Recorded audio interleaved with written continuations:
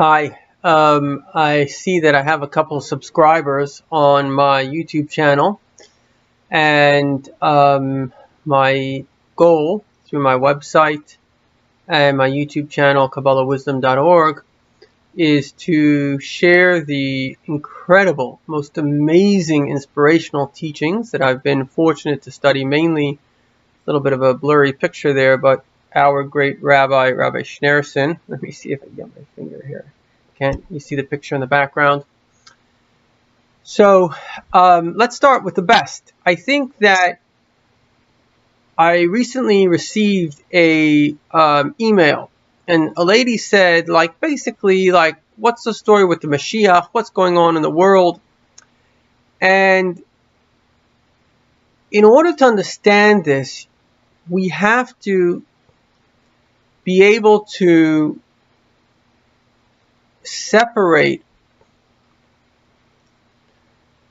realities. You see, the big mistake that we have, and it's a subconscious mistake, so it's as big as it gets, is we don't think that simultaneous realities can exist.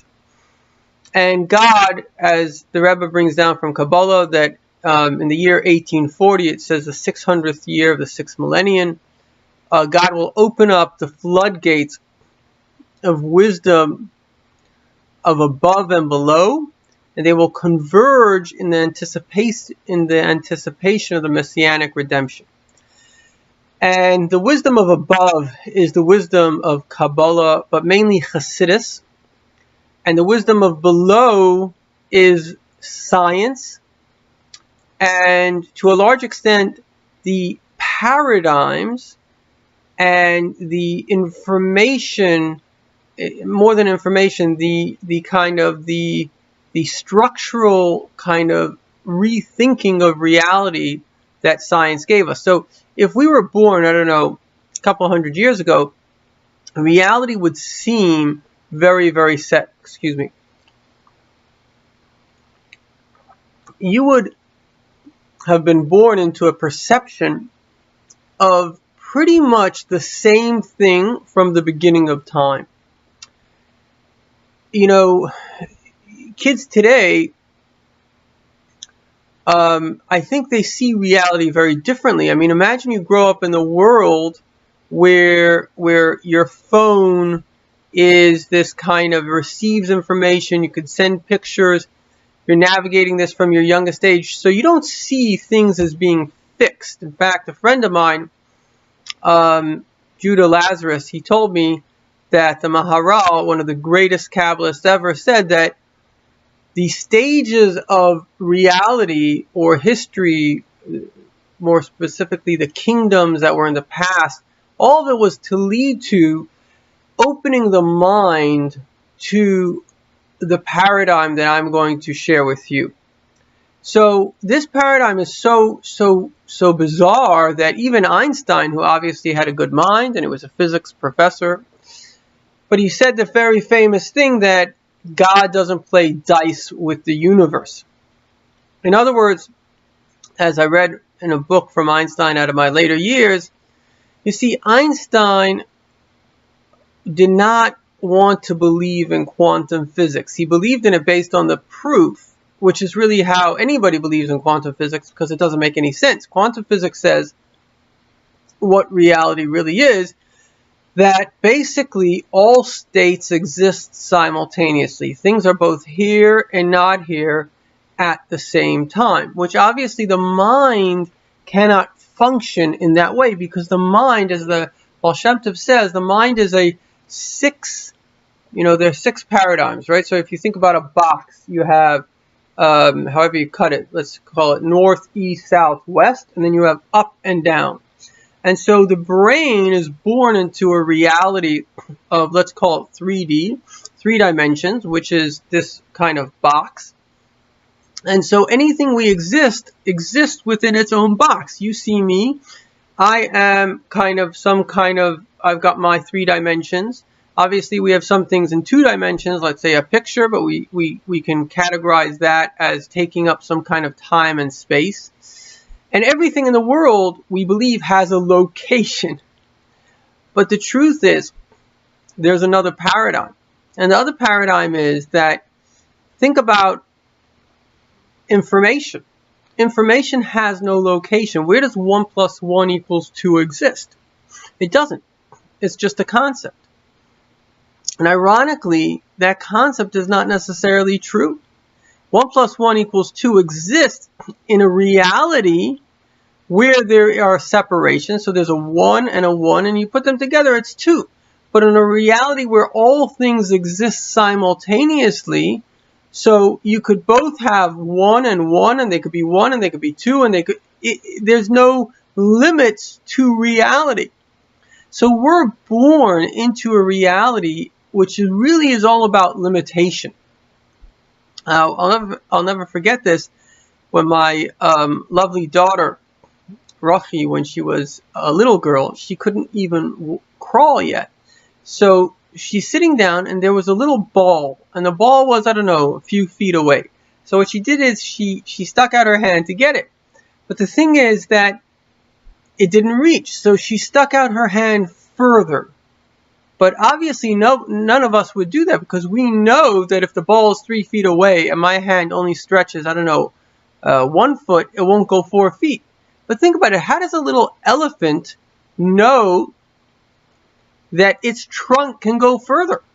Because at one time it tried to do that and it succeeded. So it kept on doing that. And that's really how we all behave. Like, why does a kid walk instead of crawl? Because one time they get up and they start to walk and it works for them. And they say, hey, this works better. Why don't we use a computer? Why don't we just write? Because it works better. And as soon as one technology comes, it replaces the old, because why not? This works better. So you see, we're fundamentally not born into truth. We're fundamentally born into a false reality, a reality of limitation. And it's not necessarily a bad thing, because if we didn't have limitation, none of us would exist, because I only exist because I am me. And if I didn't have this body, I didn't have something to identify myself with, then I couldn't be me, and you couldn't be you, and we couldn't live in this world. There would be nothing. So obviously God made, in the beginning, God made all these different things, and all these things have names. But that doesn't mean that is the core reality.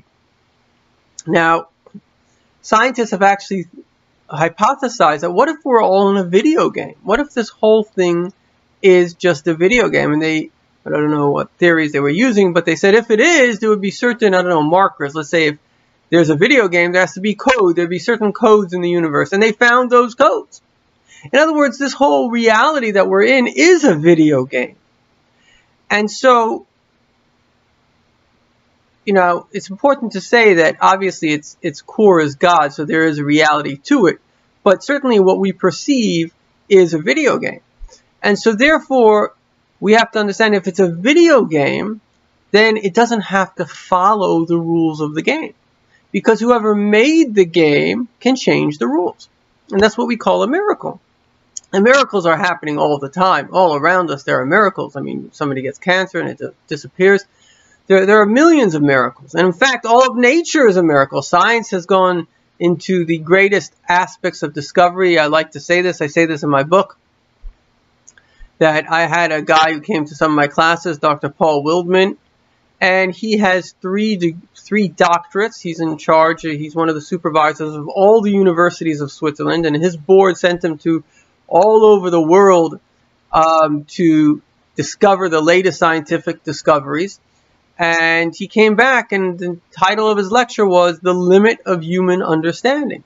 And in other words, science has discovered in every field, not in one field, in every field, that we actually, everything is a miracle. And one of the examples that I like to give is, I heard from a student at the top research university into DNA, is that nobody knows how DNA splits. You know, if I took a book and suddenly I cut it in half, and then half of it sort of takes letters and makes the other half. That's a miracle. It's not possible. And so we can see reality. We live in a dimension of sight. And sight is what makes us believe things are there, because I can feel it and I can touch it. You know, even when I touch it, it's not real. Amazingly, I studied this in a book of Jewish mysticism, and we had a psychiatrist sitting next to us, and he said it's true, and all medical students know this, that in our brain there is basically a 3D model of the body. So when I touch my fingers and I'm feeling my fingers, actually my brain is making me think that I'm feeling fingers. But people who, God forbid, lose a hand, they can still sometimes get an itch on their hand, because that your hand and your fingers are only a model in your brain. So wherever you touch something, and it's obvious the fingers don't have recognition. So it's just sending a sense to the brain, and the brain is making you feel that you have fingers and you should think that something is there. So even touch isn't real. And take it further, whenever you touch something, no thing really touches another, because there are electrical charges, negative charges that go between atoms, and it's just making you feel, right? If atoms collide, you'd have basically an atomic explosion. It's just making you feel at point of contact. And then you have different types of atoms that are harder, atoms that are softer. But if you apply heat, the rock will melt, everything changes. So you see how our whole reality is just this one great, basically virtual reality, based just exactly like I'm learning a little bit about, programming video games. They speak about the physics. It's all a program. That's all it is. It's one big program. So then the question, of course, becomes, if it is a program, so what's the game? So the first thing of the game, and obviously if you're watching this video, you're already there, is obviously the reality you're born into is stupid. It's just, it's meaningless, and it has no value. And if you pursue it, then you'll end up like any dog. You live your life and you die a meaningless death. And what could be worse than that? And so therefore, reality obviously has a great value to it. If somebody made this, and obviously somebody did, I recently got a quote from Einstein. Wonderful, wonderful quote. And let me find the quote for you. Let's see here.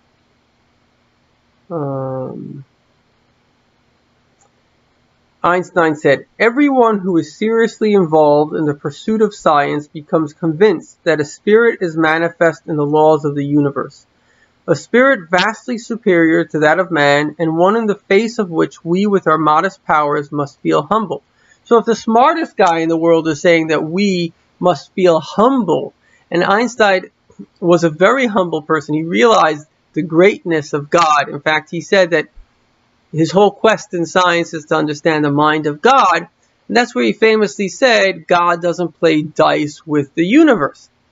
Now, why did he say that? Because Heisenberg came up with the uncertainty principle, that basically it's not that, Newtonian physics, which Einstein obviously used, says that if you know the one point of anything in the universe, you can map out the other point, because everything has location. But in quantum physics, nothing has location. In fact, we don't even know if anything exists. It's here and it's not here. Again, Kabbalah spoke about this thousands of years, that the energy of the world comes in and out of existence all the time, and science has discovered this.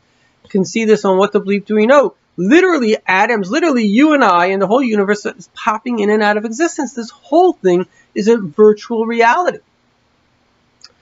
So if it is a virtual reality, there has to be nothing but love that makes it happen, because it doesn't have to exist. So if I do something and I don't have to do it, the only reason I do it is out of love, right? I may do something out of fear, but that's because I have to do it. I'm afraid of, God forbid, losing something. But God couldn't lose anything. So he had to gain something. When you're trying to gain something, you're doing something out of love. So then the question is, what was God's gain? What is the gain for God? And this is a very, very profound, it's taken me many years to study this, and this is the core reason for your existence, for the existence of everything. But really, the existence of everything is for your existence, because the person that God chose to create is you. God didn't make the world for cockroaches. He made it for you. So the answer is, why did God make the world? Well, there are certain paradigms God made, because God understands that we can only extrapolate. We can't understand anything beyond our reality. So one of the paradigms that we can extrapolate is, why do I have a child? I don't know who the child's going to be. But yet, every mother, every father, we want to have a child. Why do we want to have a child? Because we have a tremendous innate love for the future child. Now, that's a child that I can't even see. Just the very knowledge that I will have a child already fills me with the desire to have it. What if you're God and you can totally see your child? You see him as, I love my son, so I can see his face, and I always feel great love when I see that face, even in my mind. Well, God could see you before you were physically here. In fact, if it's a virtual reality, you were just as much there as you are now. And so why did God make the world? The answer is love. Love is the reason. What does love gain? Love is a natural desire to give to whom you love. So, why do I have a child? Because I love the child. Why do I give everything for the rest of my life to the child? Because I love the child. And so, therefore, if you want to understand your existence of reality, you have to understand the nature of love. As our Jewish sages say, why did God create the world? Because it's in the nature of love to love. That's the nature of love. So let's delve a little bit into love, because I think, and I've seen this in myself, often what happens in life is we lose our sensitivity. We lose our innate love. And when we lose it, we can't understand it. And therefore, if you can go back in a time when you were innocent and you were humble and you had love, what is it that you wanted to do? Well, love wants two things. Number one, it wants that the other person should be free, because coercion would be the opposite of love. And therefore, God gave us freedom. He created good and evil, and he says, choose good. The other thing that love does is love seeks to impart knowledge. Again, if I give you freedom, I don't wish to coerce you. But at the same time, because I love you, I wish to share the knowledge that will help you. And that's what God does. And if you try to find that knowledge, I met a guy who I became friendly with, and he told me he's from California. He's a NASA scientist, and he's friendly with a producer. He produced over 100, I don't know if it was movies or TV shows, but he was quite a big producer. And the guy said, before I became religious, I was looking for God everywhere. And now I see him everywhere.